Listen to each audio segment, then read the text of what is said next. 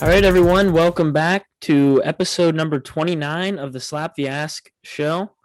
Today we have another amazing guest on. We have Douchey Bros Day Trading, or at Douchey Bros on Twitter. We've known him for a long time on Twitter, so it's nice to finally get this interview going. So with that, welcome to the show. Thanks, guys. I appreciate it. Yeah, thanks for coming on, Douchey. Cool to be on. Yeah, I remember this is probably 6 or 8 months ago when you sent the laptop stickers in the mail to us. I got it on my laptop. I would show it to you, but logistically not possible. But it's on there. I still send them out. One person ruined it, but I still send them out whenever somebody wants one. Awesome. How much effort is that to send out a sticker to every every new follower or every person you interact with? I was doing every new follower, and I had one moron that DM'd me and thought it was some kind of scam, and I was like, if you don't want it, just say no. But yeah, it was everybody who followed, or if I got a follow back, I'd just shoot them a DM and see if they wanted a sticker, whatever it was, and put a little message on there, just something that I thought was cool. Well, awesome. Well, we appreciate the stickers. I guess some people are hesitant to give their address for some reason. Yeah, I get it, but yeah, I get it. Just say that. I think I even had that conversation with Bill. I hit him up and I was going to send him one. He told me not to worry about it. He didn't want to give his address out, and that's it. It's that simple. I get that. I'm a random dude on Twitter. Well, I'm going to give Bill's address to the entire community right now. No, I'm just kidding. I'll send him a sticker bomb. Right. I guess kind of a fun question we can start off with is how did you arrive at the Twitter handle name Douchey Bros Day Trading and start the Discord and everything?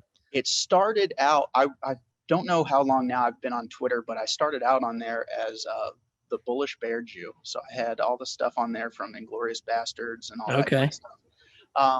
And then I don't spend that much time on Twitter. I really wish I spent more because obviously it's gotten so much more popular. But it was a group of friends. We can act a certain way sometimes, and really us talking like that started getting popular when AMC and GameStop were popping off. And we had that kind of like what you see on the logo, on the original logo, that the idea of sitting back with aviators on in your house like a moron and day trading with your feet on the desk. And that was that's still kind of the style. It's just like a stupid, arrogant thing, but that's kind of what we do. Well, it's okay. Jimmy's Twitter handle is Mangrowth, as we were saying before the interview. So I was the opposite way. Mine was my actual Twitter account, and then I started getting into stocks, and everyone's like, what are you tweeting about stocks and stuff for? And I just kept it. I was too lazy to actually create a Twitter. Had I known that the parody accounts were going to become so popular, I probably would have kept Bullish Bear Jew. Honestly, I kind of want to go back to it sometimes. Honestly, yeah, that name is in the thin now somebody's going to lock it up.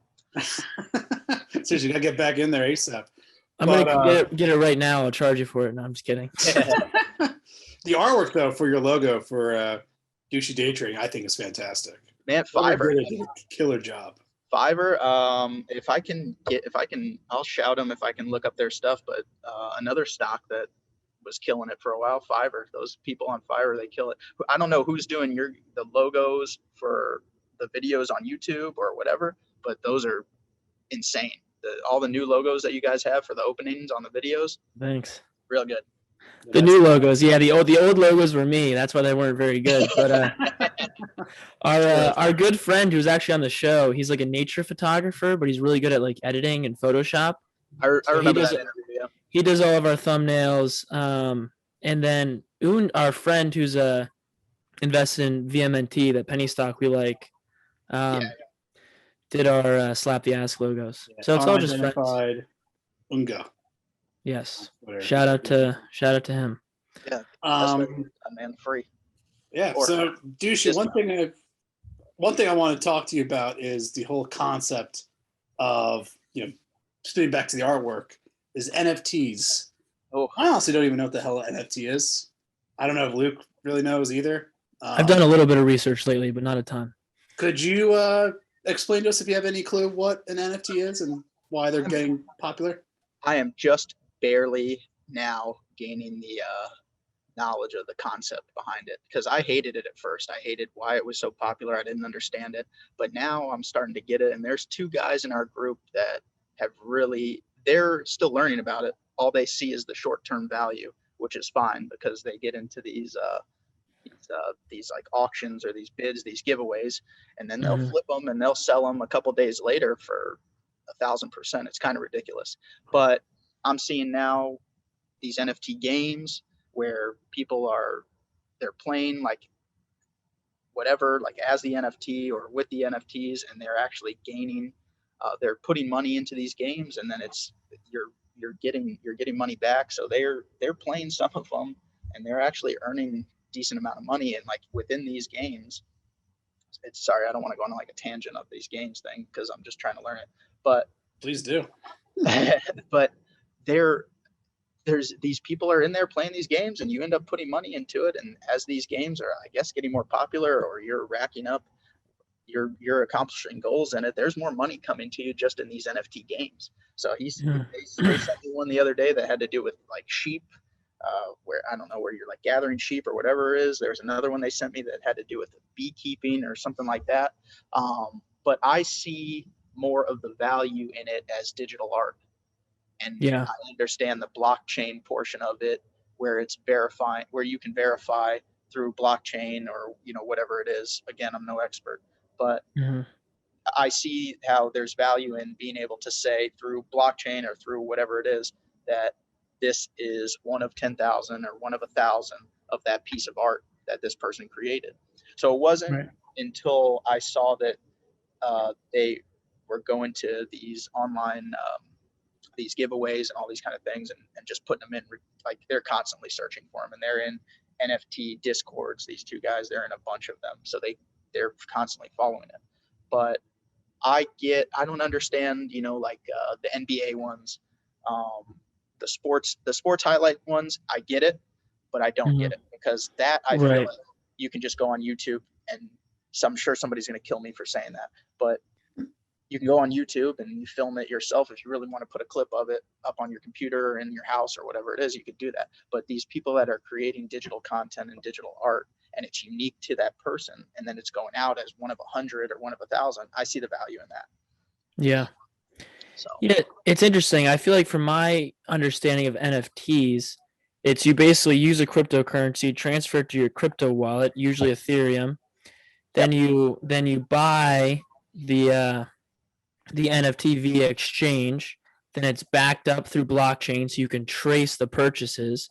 So I like that aspect, where it gives essentially digital artists a way to actually like copyright their art without it just being knocked off and they're not getting paid for it. Yeah, so I think that's cool because the artist can make money.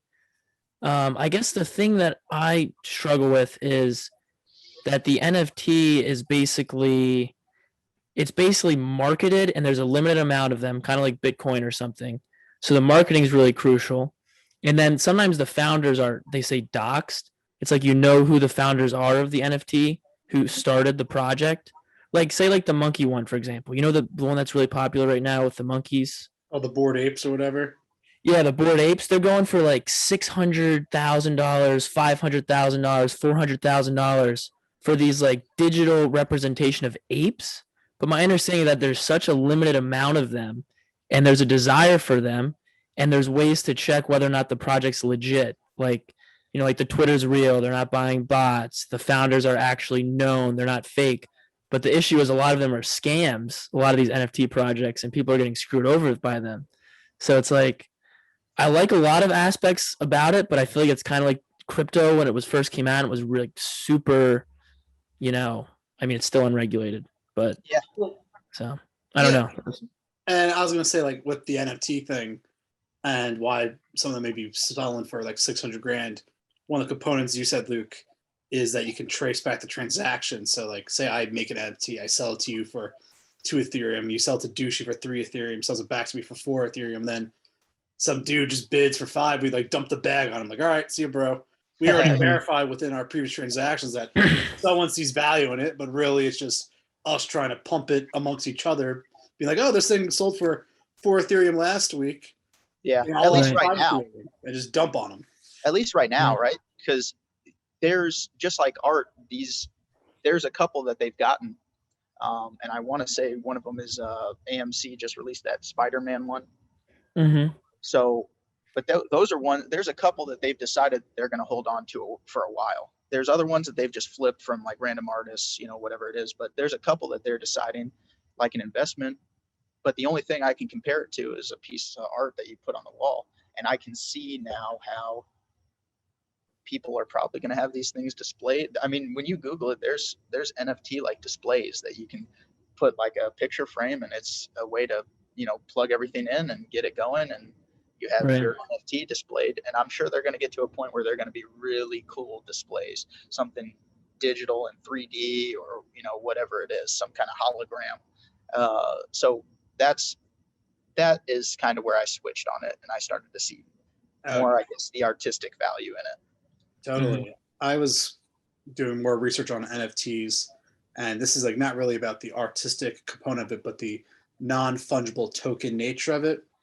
And the speculation that NFTs would be very useful with home deeds or car titles. Apparently, like home fraud is a very common thing. People like lie that they have ownership of this home. They take out loans in your name, and thus you're on the hook for all this debt now. It's like identity fraud, whereas the idea is like an NFT, if it's like directly tied to you, there's like it's a lot harder for fraud to occur. Yep. So saying like you can see like with driver's license, maybe like identification passports, because soon enough we'll have passports on our cell phones or driver's license on our cell phones. They'll all be in NFT form. There's a lot of trust in blockchain that I don't know how justified it is yet. So I'm still in kind of the conspiracy range of crypto and NFTs and things along those lines that rely purely on blockchain, but it's you can't fight that it's becoming super popular. And obviously there's ways to make money off it, whether it's short term or potentially long term.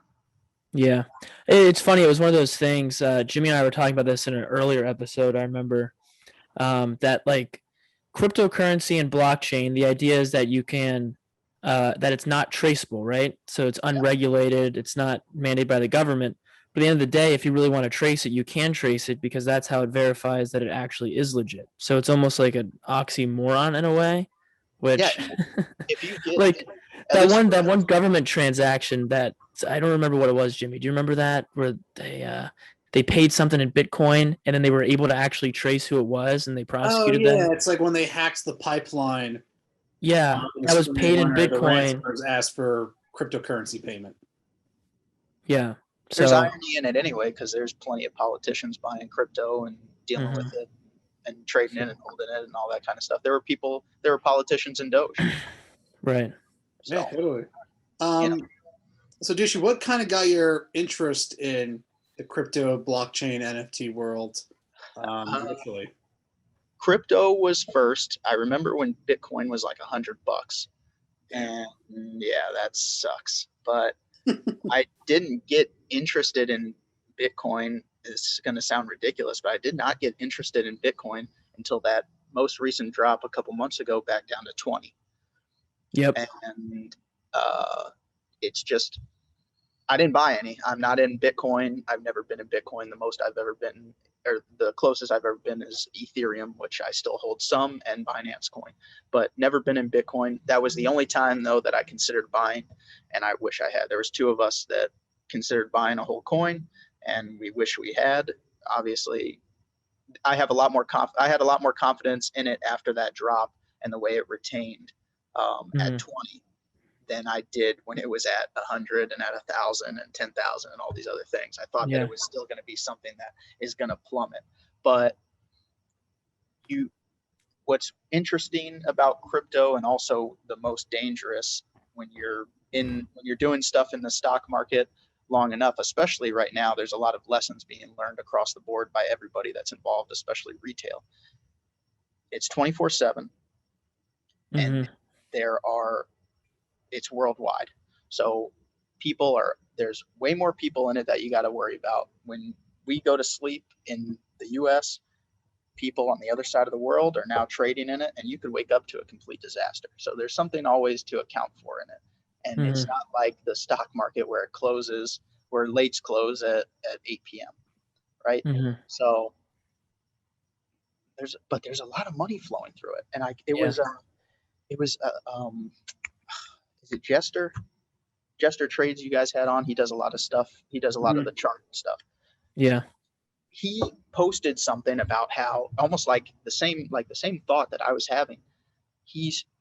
It's almost like you're realizing how much money you're missing out on that's flowing through crypto, because there's a new BS crypto or whatever being a new coin every day, a new token. All right. When something's gaining 20%, there's money flowing. It's all the same money. It's just flowing through these different coins. So there's people who no longer are messing with the stock market. They're looking at charts the same way that they would for stocks, but they're doing it on crypto, and they're probably a lot less stressed out right now.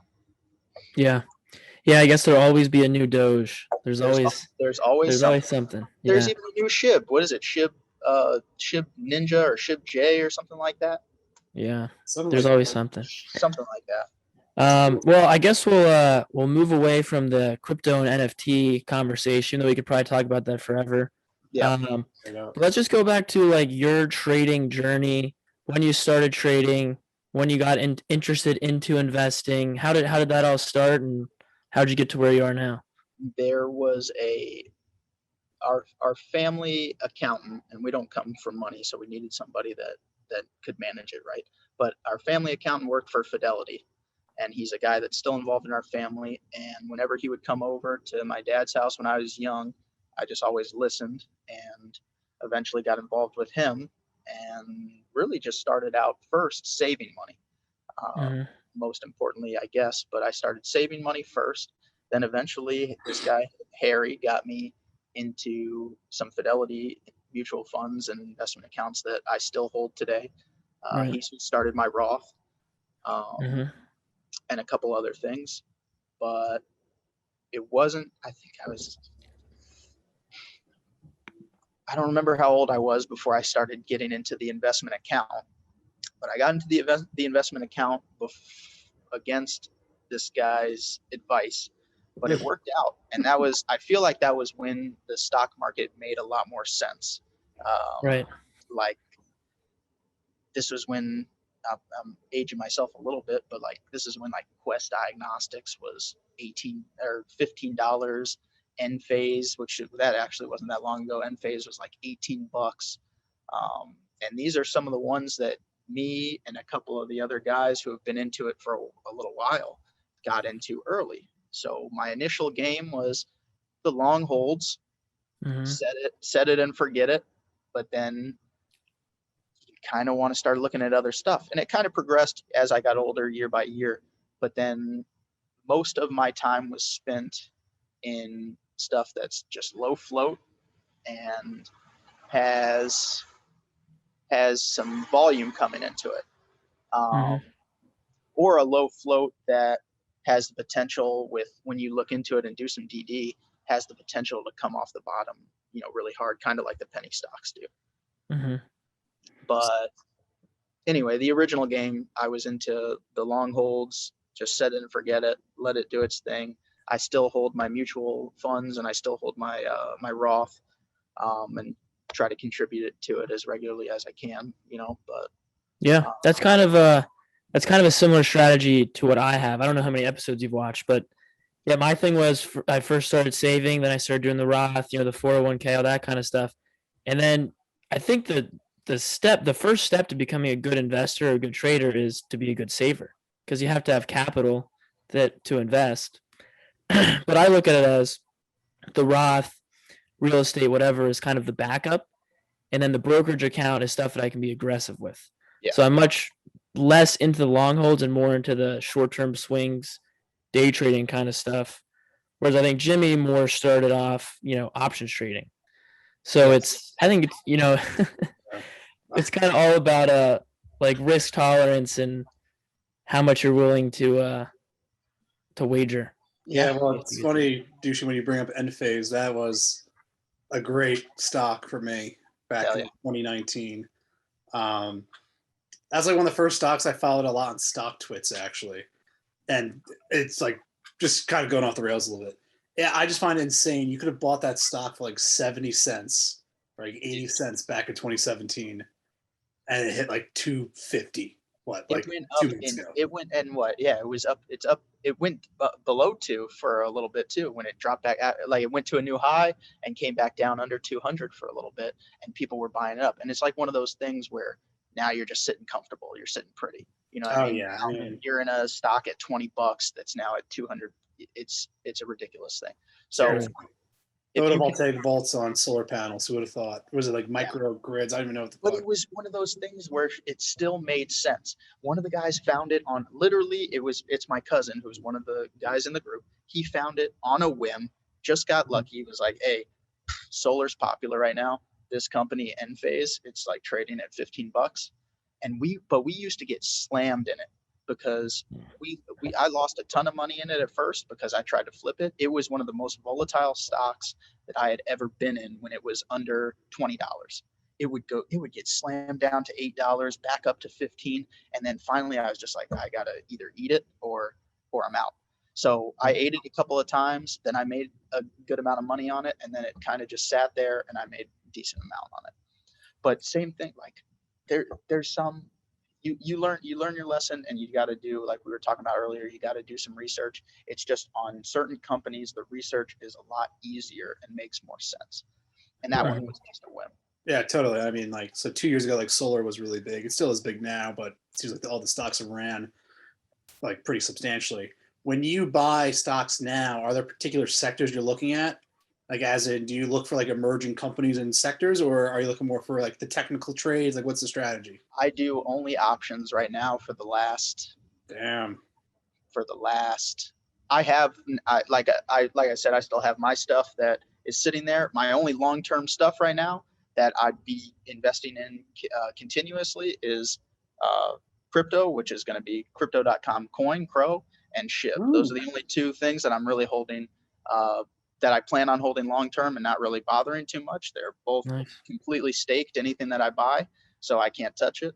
But I'm comfortable with my Roth and the other stuff. I contribute to it and I do everything like that. Everything else I don't trust the market right now.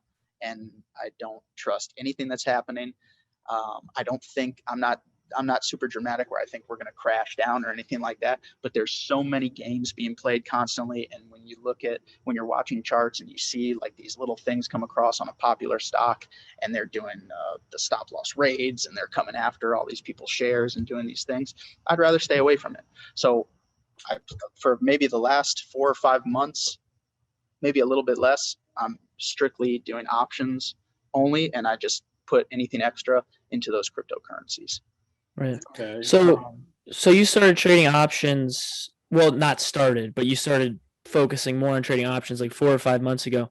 You said that you were involved in penny stocks a little bit. Was that more kind of when it was hot, and then you're like, screw this, I'm gonna. It was a little bit more popular. Things started coming across the board, and really it was like ILIS was the first one that I saw coming across a lot. And Twitter's a tool. If Right. you're not using it as a tool, you're using it the wrong way. It's social, but if you're on FinTwit, it's a tool. So ILIS started coming across. I think one of the first ones I saw posting about that, talking about it, posting some really good stuff about it was I want to say it was Stocks Pilgrim, but Oh yeah. Sounds about ILIS, right. ILIS came across. That was a good one. It looked good. It made sense. Some like it was a movie production company that got taken over, or maybe just their ticker got taken over, whatever it was. So I was in ILIS, I was in IPSI, and I did my own research on that. And that one, it sounded like gold, but again, like you got to start looking into these CEOs too, seeing what their past is, seeing what they're doing, and that was a burn, and that sucked. Right. And I had, like I was telling you guys earlier, my only major burns this year were Oxygen on a call play, Oxygen on call play, and then IPSI. Those are my 2 major burns. And to be completely honest, we got in SHIB at 6 and 5 zeros, and that money's already made back if I wanted to take it, but I'm not going to take that. I want to sit on that for a while. But I hate pennies, and I never really messed with them before. I don't want to mess with them anymore. And it's like one of those things where stick to what you know. And, I've stuck to what I know for a reason, and Right. I'm comfortable with it. And the pennies are it's just a different game. I think with pennies, it's if you think the stock is worth holding long term, you're probably out of your mind, or you come across a fucking gem in the bush. Whereas at least I like to think on big boards, a lot of those companies are at least worthwhile businesses that are going to be successful at some point. Yeah. Right. The theory of stocks always go up probably doesn't apply to the OTC. Yeah, not nearly as much. Definitely not. And there's somebody waiting that was in there before you, that when you buy in that price point, they're automatically, like, you could see it. You watch the level 2 or you watch the direct orders, you can see every time you buy there's sell off. And you send a little test out, you buy 1,000 or whatever it is, and you see immediate 1,000 get sold off. It sucks. That's annoying. Yeah. So, I mean, even when you talk about ILIS and, the other big ones right now, like CYBL, like the other like big name OTCs, when you look at the big accounts that are in those penny stocks, you look at what they got in them at, they're so far in the green that they're going to keep tweeting about it no matter if it drops 100 or 200%. Exactly. So, like, it's kind of like you said, you got to use Twitter as a tool, not as your primary source of due diligence. Yeah, exactly. You got to be out. You got to be doing research. So one question I have for you, kind of going back to Crow, the crypto coin. I remember back, I guess this is probably 2017 or maybe 2018 when I first opened a Binance account. I saw the Binance coin was like $8 back then. And I saw like you buy it, your purchases on Binance, if you use the BNB, are like cheaper. I was like, oh, I'll use this instead of using dollars. And I had like, 10 of those at some point. And I ended up getting rid of all of them, but now Binance coin ended up being like $500 at one point. Is your investment thesis behind Crow that it's going to kind of behave like Binance coin, where I do think that it would be like Binance coin? That's exactly why I'm in it. They're obviously making some moves with the things they're doing, and it's one of the main sites that everybody goes to, and there's so much incentive for when you're selling a crypto to put it into Crow, and then they have all these other incentives for if you're going after their credit card and you want to stake. They do anywhere from like 400 to 400,000. If you want to stake that amount of money in Crow for a certain amount of times, you're getting some benefits. There's 10% return and all these other things that they have. So that was the main thing that drew me in. Put some money into it to stake for the 6 months just to see. And that's another one that, like, it kind of sucks because I remember seeing it at 19 cents and it was making its way up to 20. And I remember sending out the message myself to one of the guys who like just got in, and I was like, well, if you're going to do anything right now, do Crow. And then I didn't do it myself. And then it goes up to 50 cents. Then it almost breaks $1 like 2 weeks ago, or maybe a little bit longer, but 2 weeks ago, almost breaks $1. But that's one that I could see there being a lot of value in, only because they're so strategic about the incentives they're offering when they're trying to keep your money in the app. So when you're staking with them or you're selling off and then you're converting it right into Crow right away, they're making it beneficial, and they're going to lock in a lot of money that way. Especially these people like we were talking about that are just cycling their money through crypto only and staying away from the stock market. Right, exactly. I think like this is kind of a point I want to make is with all these crypto projects and like Web3 is a buzzword now. The whole point, I guess, is for these companies are creating their own little ecosystems and they just want you to pump money in. Yeah. And Crow, I guess, has crypto.com, right? That's their ecosystem, their exchange for crypto. They have the credit card and shit. And like I said, they just want you to keep your money there. That's and it. Add more fiat dollars into there. Yeah. And if there's a good enough value prop, it's going to go up. Binance clearly had enough of a value prop as the largest exchange, so clearly for sure. And even after they had like that BS lawsuit going on, that just drives people to it even more. That's the way we are with things. But Binance, Binance, I didn't even get into that till like $100, and I still thought that there was value in it, and I still think that there's a lot of value, and that's going to go right. Like you can see, which ones are right at the top, and why they're popular, and they're going to be the ones that, even if they don't have a way to be used right now, people are going to make a way. Like, I mean, AMC is, I guess, kind of an example of how they want to use SHIB, but it's just, they're stuck in like the whole retail trading thing. So they're just trying to make retail happy. Yeah, they're in too deep. they're just trying to, keep the whole thing going. But I think it is an example of how it can be used, and people will continue to use it. I've seen now when I go to pay at a restaurant, either on certain apps or certain websites, Bitcoin's an option. And I think I've seen Ethereum as an option too, at least down here in a couple different spots. So it is a thing. And why wouldn't a business want something like that? It's going up in value. I could give you Bitcoin at 50 right now in that range, and then it's back up to 70 in a couple of days. Why wouldn't they want that? It's true. It seems like South Florida is like crypto capital of the USA. Yeah. All the conferences are, I feel like. Bitcoin conference was in Miami, right? That's true. Yeah, You're right. all that shit happens in South Florida. That's true. It's just a popular spot, man. It's just, you're always going to one of the four corners. That's it. Wherever there's coast and some sun. So, Douchey, you mentioned it feels weird calling you Douchey, but you mentioned that you have like a Discord and you have a group of like close friends that you originally started investing with. Is it still kind of friends that you know in real life that you're mostly bouncing ideas off, or is it more Twitter, random people, stock twits, like that kind of thing? No, there are no randoms in it. And okay. We've talked about opening it up. I've talked to the guys about opening it up a couple times, and I think they don't give a shit. I'm the only one that has worried about opening it up and bringing in people, because then you got to worry about trust and all these other things. I don't want to bring anybody in that is going to corrupt the circle or whatever it is, because right now everybody that's been brought in is either somebody that I know or friends of a friend. So aside from that, yeah, I mean, we've talked about it. There's nothing crazy going on in there. You know what I mean? It's not some top secret, anything like that. Right. It's just, I see you guys are in plenty Discords, I'm sure. You see the nonsense that kind of goes on in there, and then when it's flooded with people, you're not going to get into anything good. It makes it a lot tougher, especially if you're in a Discord that has a lot of followers and you're trying to play options. By the time you go to look at that play, it's dead.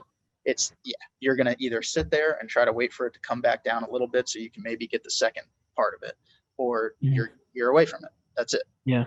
So. Yeah. I always say to Jimmy, I say, if someone's tweeting an alert, they're already in that play, or they've already placed, or they already have that contract. And I feel like, man, the people on Twitter, FinTwit, they got to know that. Like, if you don't know that, they can say it all they want. They've started adding, so you just got to accept it. If you're going to blindly take people's trades, it's fine. It's a gamble, at least, especially on options. But at least know why they're getting into it. There's plenty of people that I followed that if I decide to take their play, and give them credit, whatever it is, I might not see it in that play. If I look at the chart or whatever, and plus news, I always try to incorporate whatever's going on with that stock specifically. Besides, I don't like to do just technical stuff only. So I like to see what's going on in the news, especially recently. But I'm not going to just do a technical. So if I decide to take something, it's because I see it too. And there's been times where I thought I didn't see something or I didn't agree with it. I don't take it. And then I get burned and they make 100%, but then there's been plenty of times where I said, that doesn't really make sense. And then they're down on it, they're cutting it or whatever it is. So at least protect yourself a little bit. There's so many people on Twitter that are just going on and they're blind. Like somebody shoots out, Apple or whatever, they're easy plays, but it could not work out for you. If you don't know that this has already gone up, by the time you're getting to it, it's already up 10%. That's probably not a good entry. You don't want to touch it. But there's people just blindly playing, man. Now, what Unusual Whales posted the other day, the stat he posted the other day about 70% of retail being in options. It's going to be a problem. So now, there was a time not too long ago where options were completely controlling how the stocks were moving. And if we're getting to that point now, there's plenty of games to be played the other way and shift you out of options. Oh yeah, I mean, gamma squeeze seems like a common thing nowadays. Yeah. I feel like it was not nearly as popular back then. And it's funny, like if you talk to like an old timey money manager, they always say use options to hedge your long or short position. Yeah. If you're short a stock, buy calls to hedge it. If you're long, buy puts. But everyone's like, fuck it, YOLO the account on the call or YOLO the account on puts and see what happens. But you know, you go to Wall Street Bets, like, oh, I made 10,000% on my NVIDIA calls. Aaron's like, I want that too. That was me. That was me back in 2018. Yeah. Yep. Yeah. You know, And realistically now, what if you're playing something with options? Do you still do option stuff? not nearly as much as I used to. I did a little bit in the summertime with like AHT and AHT was a slayer. That was easy. That was it was fantastic. Back when like the early Zach Morris call. I haven't played options in months though. But if you did now, you would be looking at for a different percentage probably to get out. I would be looking at for a different percentage, and I would not buy nearly as far out the money as I probably slide. So when you buy options, do you buy out of the money calls, slightly in the money calls? Do you buy puts? I rarely buy strictly out of the money calls or out of the money puts. I never buy in the money. I rarely buy in the money, but I have learned recently the benefit of buying in the money. And it's that change of if the stock does shift the negative way, it's most likely going to be a little less negative. You have the option of, or not the option, but you have the chance of being a little less negative than if you're buying at a $20 call for a stock that's at 15 and then it shifts from 15 to 10. Mm-hmm. So, but I'll get judged for it, but puts, man, that is an insane amount of money because when people sell, they sell. Right. But when people buy, you're not getting in on the stocks where, I mean, there are some, the really popular stuff that are controlled by options. You'll make a lot of money on, but it's very rare that you can get like one of those low floats that is going to shoot up that you can also buy options on. There are a couple out there that it's happened, but you can't. But when people sell, like especially right now, anybody talking about right now, like buying into a stock with, whether you care about COVID or not, you still got to play with how the market's going to do things. Like today, at like 8 o'clock or 7:30, Pfizer came out. I think it was Pfizer came out and said that stuff about their vaccine being less effective. But then like Fauci the other day said how, Omicron's not that big of a deal. And then we see another article about Omicron being the potential end of COVID. But now you're saying Pfizer can't work that good against it. So what's that going to do tomorrow? Right. What's that going to do tomorrow? Everybody that has calls on whatever, they're going to be dumping them and they're going to probably buy puts. And whoever was thinking ahead of the game is going to be probably gold, and they'll probably have a couple 100% in the morning. Yeah, no. And it's funny, like the market the last 2 months has been weird because the indexes are still going way up. But you have these popular stocks like Clove or SoFi, all these these new tech companies are down 50% from their all-time highs like 2 months ago. So like I said, playing the put side on these popular, highly liquid stocks would have made a lot of money. And I know King Blamey on Twitter, we interviewed him a while ago at this point. He's just been like feasting on all of his puts and being a bear. Who was that? King Blamey from King Street Discord. He has like 20,000 followers, I think. Yeah. He's Canadian. You may have seen him, or I don't know. He's big on Twitter, but okay. He's definitely a bearish trader, I would say, but he makes a lot of money doing it. So he creates a lot of controversy. He's always shorting like Zach Morris stocks, like Atlas stocks and stuff. Which, I mean, has been very profitable lately. Not a bad strategy. But anyway, you have these popular stocks that are way down despite indexes being way up. So a lot of short potential. Look how popular Apple has been to trade options on recently. And it's actually not doing that bad despite kind of bad news that they just, even though, I mean, they just pumped out contradictory news. But they said that there's a weakened desire for the iPhone, but they're about to ship out a bunch of iPhones. So they contradict themselves within a week. But even though that has been doing decent despite that news, people are making a ton of money on the options plays on calls and puts. They're playing it both ways. And one of the most popular right now, shooting out Apple and SPY, probably yeah, it's got to be Trader Joe. I mean, he shoots out Yeah. SPY and Apple stuff constantly, and he's one that I recently just started paying attention to because I see. Do you know who's been killing options lately? You know Melski Trading? I've known him for a while. Yeah. Melski Trades. Yeah. He's been doing a lot of like SPY trades and stuff. I know there's people who like exclusively trade SPY. Like King Blamey, like a lot of really big, because it's highly liquid and fairly predictable. People are making a living off SPY. Right. Who are some of the options traders that you would say you use their ideas the most? I don't know how. He probably wouldn't give a shit, but Mr. Bullish is a guy that I have latched onto. We trade. It was kind of one of those things where I started following him because I thought he was just absolutely psychotic, the things that he posts, and it's hilarious. But then the stuff he's hitting on is similar to the way that I do things. So me and him go back and forth. I'm going to jump in his Discord as soon as possible. And I like the way he does stuff. Yeah. Yeah. Go ahead. I was going to say, I think that's a good point, is you can't be good at everything with trading. Like, some people are good at options. Some people are better at calls. Some people are at puts. Like it's the psychology behind the trade. Some people are better at penny stocks. So like I've modeled my trading a lot off of, if you probably know from my Twitter, like Bill Stocks. Yeah. Like he trades like exactly how I trade. So I follow him. I monitor him. He's much better than I am. So I try to learn from him every day. Yeah. So I think it's good to see these other traders like what was his name? Mr. Bullish. And then you kind of look at what he does, and then you modify it, and you get better along the way. Yeah. It's interesting because he's very disciplined too. Oh, he's so disciplined. The way he does things, yeah. I've been extremely high conviction OTC plays. It'll be up 100%, and he'll be selling into strength the whole way up, and then it'll collapse, and I'll be like, this guy knows what he's doing. He obviously keeps money around the right way to buy at the right times.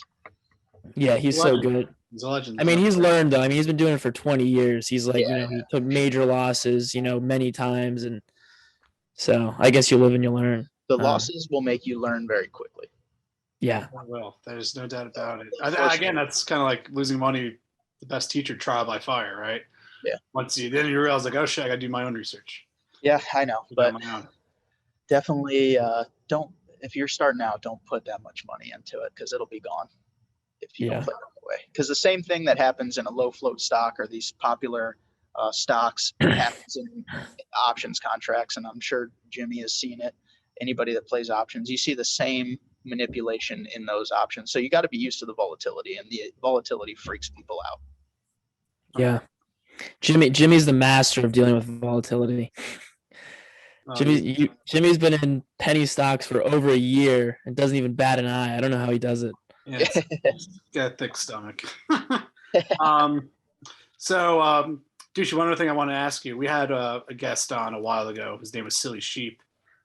He did a lot of natural gas trading with us. Have you ever traded commodities before, like the wheat futures or soybeans or anything like that, or you mainly to stay away from that stuff? No, and again, there's guys in our Discord, guys that we know that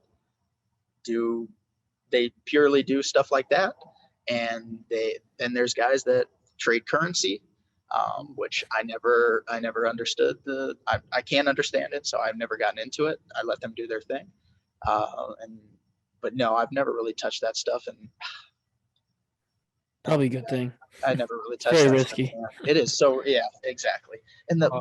So is the currency trading too. These guys do. I don't understand it. Yeah, the quote he said that stuck out to me was like, the stock market will make you rich. Natural gas trading will make you filthy rich. Well, so I was like, oh, that's you piqued my interest. Well, and there's a lot of people sitting in uranium too. Not that we're that seems like it's very popular, especially now with the Russian-Ukraine issue going on. There's a lot of people sitting. A lot of people sitting in uranium. So, I hope the best for them. If that's really going to be what we switch to, and they're sitting in it, I just another person that you guys had on here that I pay attention to a lot, even though I don't trade the same things as him, is Sixth. I liked him a lot. He's got a sticker. Sixth. Yeah, Sixth is cool. I'd hang out with that guy. He's got a sticker. Yeah. And even though we didn't communicate with each other, when AHT was going insane, we were smoking options. And yeah, six really got big into options. I feel like in like the spring, he started really hitting them heavy. Yeah, I was like, look at this. I was like, I don't think he talked about anything about options on there. And I was like, he's smoking options right now. Yeah, he was trading penny stocks heavy. Yeah. In like the winter. And then I guess it started to cool off, and he was just, I mean, he was putting a lot of money too, like on these options calls. He was killing AHT calls. We killed AHT, and that's another example of why I've switched primarily to options. Is if you're gonna get on a momentum play like that off of somebody from Atlas or Zach Morris or whatever it is, I don't want to be in it, and I got burned on those. You want to be in and out. Yeah. Once I started getting into commons is when the news came out. Luckily, I didn't have that much money into it, and I had made decent money on the calls and then the puts on it.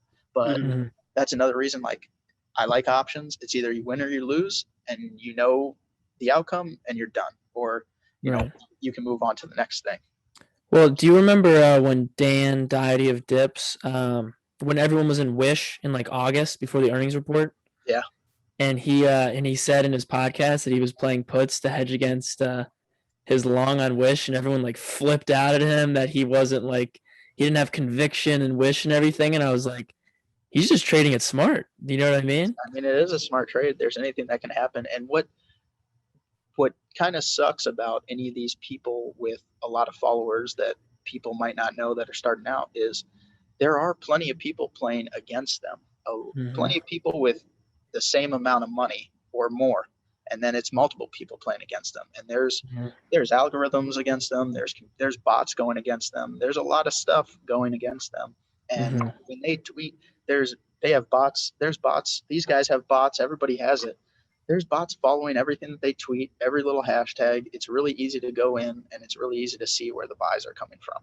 So the people that are really into it, you got to know that there's people in there before you, and you got to be watching to cover your ass if you're going to play that way. Yeah. If you're going to play blindly off of other people's stuff. It's a good point. In truth. It's you get burned, man, and then you hate it. Then you hate the stock market, or at least start learning to screen a little bit. Start learning, like, go on FinViz and start looking at how these other people screen, you know, whatever it is. There's so many options on FinViz to find a way to do things, and you can even narrow it down to what stocks are optionable and what is not. So if you want to just play options or whatever it is, that's honestly the easiest way that I just go on for option stuff. I'll go look and I'll scan through there. What's at the bottom coming up with some volume? And what's at the top coming in with volume for selling? You know what I mean? Simple stuff like that. And then it's a call or it's a put, and it usually works out. So that's it. I mean, it's really that simple. It's just then you need to know, like, if you follow some decent people that teach, like Jester or whatever it is, look at the charts and know what you're looking at on the chart, and then you'll know usually what's happening.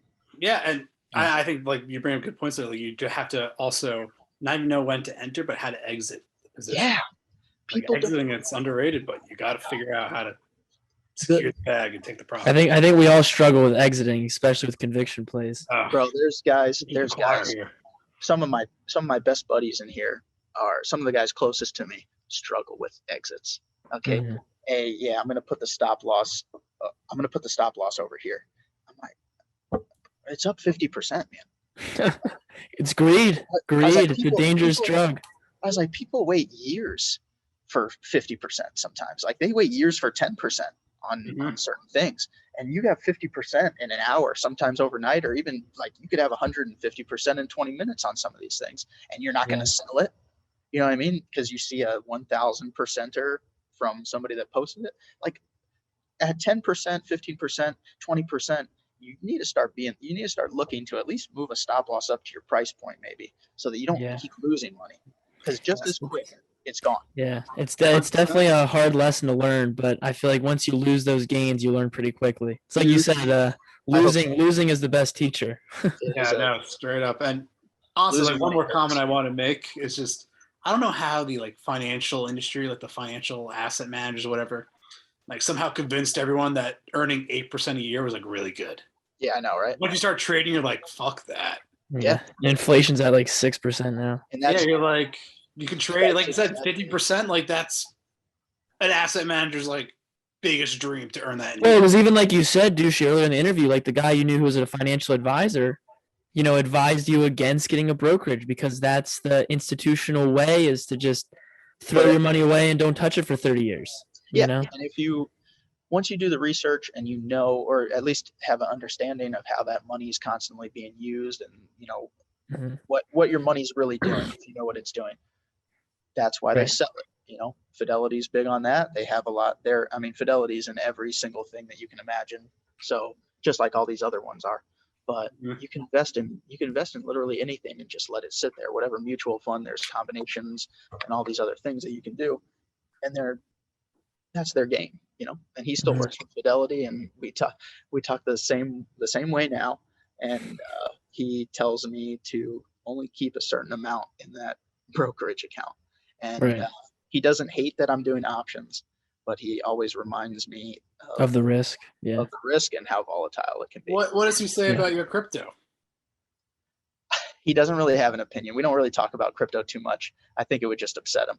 But if I had to guess, he's not. Luckily, he's not a completely closed-minded guy, and Fidelity knows. Everybody knows. It's just like politics. Everybody is against each other till there's money involved, and then you see the same bids going through for the same people. They're on the same side all of a sudden. Right. Also, they have to be regulated. Some of the institutions can't buy them. There's rules against it, so they can't advise their clients. So exactly. Yeah, it's a whole thing. They're all going to get into it. There's somebody was telling me about Bank of America talking about creating their own coin, which I assume would just be backed by the dollar. But there was talks about them developing a coin, something along those lines. So the banks are going to get into it. They're already allowing you, everybody's kind of opening up and starting to allow you to buy certain cryptos through their, through their brokerage, through their accounts. Right. It'll happen. Just a matter of when. Yeah, I saw Fidelity and Nexo partnered. They're getting into it. Everyone's getting into it.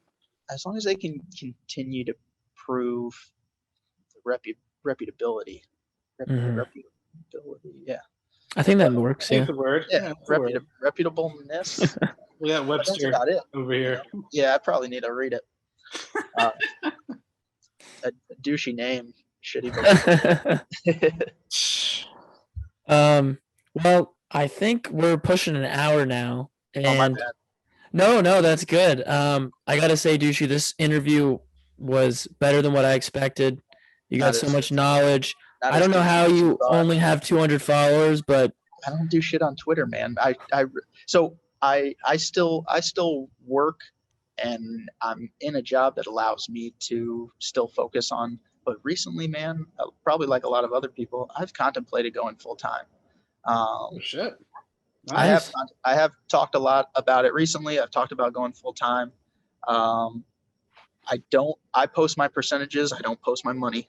So I feel like that's a reason that people like to see the money, but I'm never going to post how much money is going on out there. Yeah. Jimmy's the same way. I did it for a while when the market was really hot. Have not done it recently. But I think that's the problem with a lot of the Twitter people is they only show the gains, not the losses. Cause, they exist. It's but they definitely exist more than what people are letting on, especially now. So for sure. And yeah, for sure. And like I said earlier too, I've always Twitter has always kind of been a tool. I've never really thought of it as what it's turned into. But now it's like, because even now constantly I'm going through there, and if the person or people that I'm following are not providing the information that I feel like I need, or it's not that kind of community that I feel like is going to bring the information that I need, I kind of unfollow. Yeah, but it's good to cut out the BS. Yeah, slap the ass show. I'm sticking with you. I got you. Well, if you unfollow us, we'll know that the content's been going downhill. Nah, this has been cool, man. I appreciate it. So maybe at some point I'll get a second interview. Who knows? But yeah, definitely. We have to have you come back on. Me and all the guys. Next time. Hey, listen. Next big hit, next decent hit. If the Flyers are doing okay. Yeah, we'll come up to Philly. We'll take you to a Flyers game. We'll come up there and watch them. Only go up. The Flyers can literally only go up. That's the other part now is we finally got not to continue here, but we finally That's got fine. a sports book going on the Discord, and Yes, Jimmy and I are into that too. If you haven't noticed, and we just got shut down in Florida again. What? So the Seminole Tribe is there. It's the Hard Rock Sportsbook app, and the tribe has an appeal going, but they just got shut down on it. Where I'm assuming, knowing how the Seminole Tribe operates, that they want exclusivity to online sports betting in Florida, which is crazy. which I'm sure is going to be their push. They have the means of doing it, and they have the legal team to get it done. So right now we're shut down. I can't make any bets. Dang. Yeah. Well, Jimmy, you can't bet in New York, right? It's legal starting in January, so I got a 3-week hiatus. Yeah, I mean, I just do it for fun, but it's something to do on the weekends. So Yeah. Well, it makes every football game interesting to watch. That's how that's when you know you have a problem. People can lie all they want, man. It makes things a little bit more fun. It does. The problems only come into play when you're putting your mortgage, life savings. It's like anything. Yeah, it's a game of percentages. It's all a game of percentages. Put $10 on the game. You're gonna watch it till it's over. Yeah. Exactly. I watch anytime I do parlays on hockey. I watch every single game that night.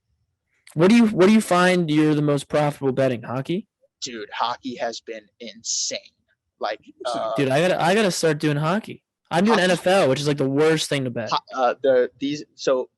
These guys, a bunch of them played college basketball, so they're really into like the props betting and whoever's playing that night, and they do points. So I'll just follow their parlays sometimes, and they make money. Again, we're banned right now, but the other guys are in like FanDuel, and they'll take those bets where it's just prop bets all night against the other person. But they've said the same thing. NFL betting this year has been the hardest for them that they've ever had. And it's been well, I mean, look at the favorite teams in the NFL. Look at their records. No one's really doing that. I mean, what's the best record in the AFC? It's like 9-4, 9-3. Like no one's consistently crushing it. I mean, it's the whole any given Sunday thing, whatever. And I don't like props because I feel like there's better odds for me of the game going through than there is for this one person making sure that your parlay goes all the way through. But hockey has been stupid. I don't know why it's been, knock on wood, so easy to bet on, but I just had a 12-game parlay go 11 games, and I was, obviously very upset that it didn't go the full, but I was like, how the fuck am I getting 11 games out of 12? Dang. It's fucking crazy though. Yeah, I had a friend who did a 12-way parlay on the NFL like a few weeks ago. I don't know if you saw me tweet about it. But he hit 11, cashed out at 11. He won it was like $4,500. He bet like $100 and some dollars. Oh, that's awesome. And then the last game, I think it was the Bills or something, he would have lost the bet. So I was like, thank God you cashed out. Yeah. He would have won like 10 grand, but that was the biggest win I've seen of friends that I know. I saw one guy on Twitter won like 100 grand that Jimmy sent me on a parlay. But it's definitely fun. It's definitely a nice new aspect to add, and another way, like when the market's closed, to start making some money. Yeah, it's good for weekends. It's good for weekends. So is crypto, I guess. So is crypto. Yeah. So. Yeah. I like the finality though. You don't have to worry about exiting your sports bet. You place the bet and you exit when the game's over. Yeah. That's when you close out your position. Yeah. There's another strategy though too, like Luke's friend. If you close out early, at least you made money and locked them out of it. Yeah, but then if it would have hit, then he would have been like, I should have kept it in. Yeah, I know, but whatever. It's money's money, right? You got to get over that, and you got to move past it. So, Douchey. Yep. All right, guys. Yeah. Pleasure. Listen, I got some funny. We tried to get it together tonight, but I couldn't get these guys going. If there's we do a second interview on something, I'll try to have more information on NFTs or whatever it is. But you might see some funny shit in the background. Okay, maybe some of your NFT artwork or something. No, I don't know. You might just see a bunch of people in astronaut suits. some kind of douchebaggery. We were thinking of something. All right, well, that'll be cool. Looking forward to it. Well, let us know when your next options play hits, and we'll have you back on to talk about it and talk about some NFTs. I'll come up and go to a Flyers game for sure. Sounds good, bro. It'll be a blast. Let us know if you're in the Northeast. So yeah, thanks for coming on, man. All right, guys, appreciate it. All right, later, Douchey. Good night. See ya.